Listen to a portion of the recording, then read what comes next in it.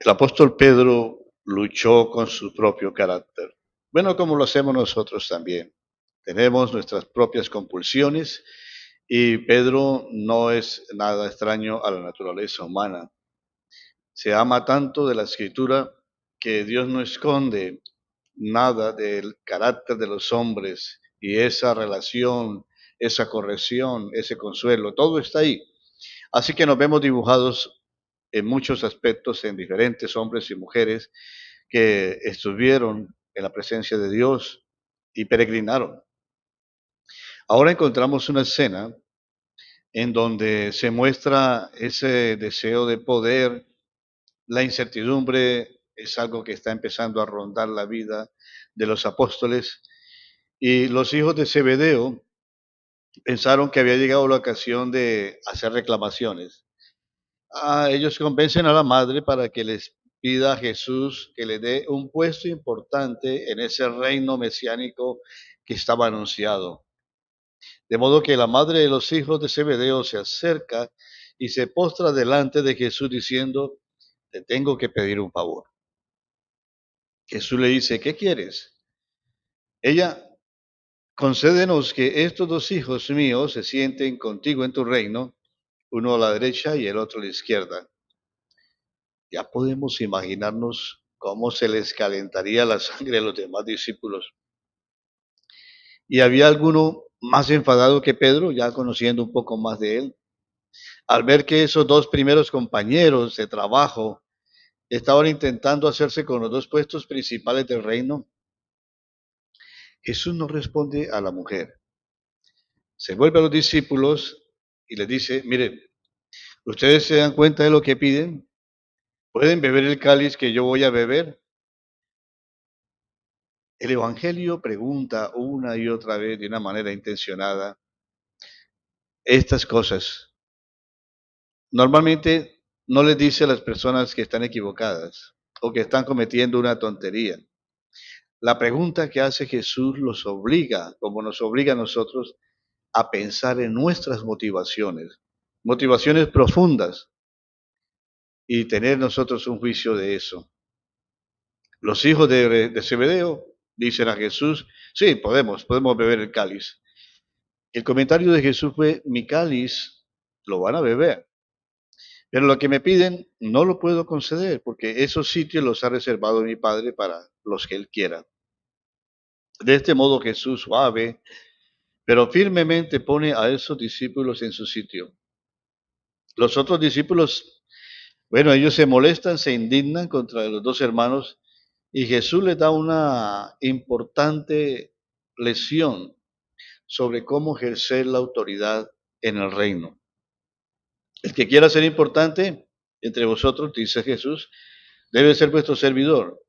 El que quiera ser líder entre vosotros, bueno, que sea el siervo, el esclavo de todos.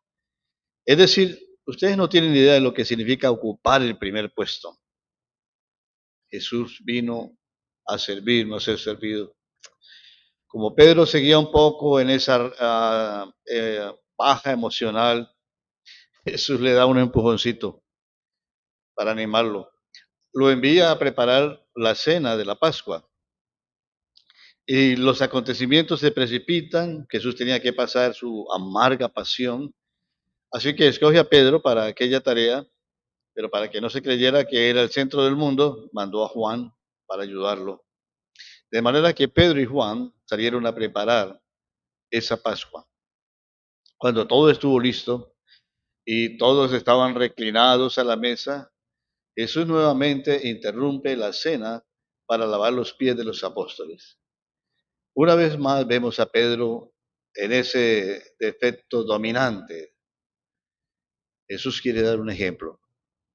Quiere hacer algo por Pedro y por los demás. Jesús quiere servirles.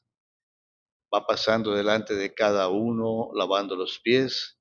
Y cuando llega Pedro le dice, oh, no, no, no, no, no. Lavarme tú a mí los pies, le dice Pedro a Jesús. Nunca. Es que esa era la manera habitual de hablar sin pensar. Jesús le dijo suavemente, pero siempre con firmeza, lo que yo hago, tú no lo entiendes ahora. pero haces el favor de dejarte que te lave los pies. Si lo permites, lo vas a entender poco a poco. Hay muchos que somos como Pedro. Siempre queremos hacer algo por los demás, pero a veces el Señor quiere hacer algo por nosotros. Quizás no sabemos por qué lo hace, pero es seguro que Él lo hace por algo. Jesús dice nuevamente, si no te lavo los pies, Pedro, no tendrás parte conmigo. Bueno, ahora Pedro se pasa de extremo a extremo. Lávame entonces la cabeza, las manos, todo. Si uno de nosotros hubiera sido Jesús, creo que hubiéramos cogido esa palangana y le hubiéramos dado en la cabeza. Pero Jesús permaneció tranquilo, aguantando a Pedro. Finalmente consiguió lavarle los pies. Durante esa última comida que tuvieron juntos, hubo otra pelea, otra discusión sobre quién iba a ser el más importante. Parece que era una obsesión allí. Incluso en los últimos momentos de la vida de Jesús, los discípulos parecían incapaces de meterse en la cabeza qué significaba en verdad ser discípulos. Así que Jesús intenta prepararles para esa marcha, para ese tiempo de pasión, de sufrimiento, pero no hay éxito allí. Son como niños pequeños alrededor del papá que intenta explicarles una tragedia familiar que va a venir. No entienden, es demasiado para ellos. Jesús continúa haciendo lo posible para explicarles esa marcha, ese camino, pero finalmente Jesús se rinde. Más tarde lo van a entender. Él les había avisado antes, van a ser probados en la fe. Y les menciona las escrituras, golpearé al pastor y se dispersarán las ovejas del rebaño. Pero cuando resucite de los muertos, fijémonos que esa expresión anima mucho, le da esperanza. Iré delante de vosotros a Galilea y allí me veréis. Nuevamente Pedro. Aunque todos pierdan la fe en ti, yo no voy a desfallecer. Aunque todos te abandonen, yo voy a estar allí. Así es Pedro, en lo mejor de su ímpetu. Es como un enorme misil a punto de despegar de la rampa de lanzamiento con una humareda y una gran explosión, pero no pasa nada. Se queda en el suelo. Jesús responde, mira Pedro, te voy a decir algo. Esta noche, antes que el gallo cante, me vas a negar 3 veces. Pedro dijo, aunque muera contigo, nunca te voy a abandonar. Pedro confía en sí mismo bastante como para seguir esa lealtad, en vez de confiar en la ayuda y en la protección de Dios.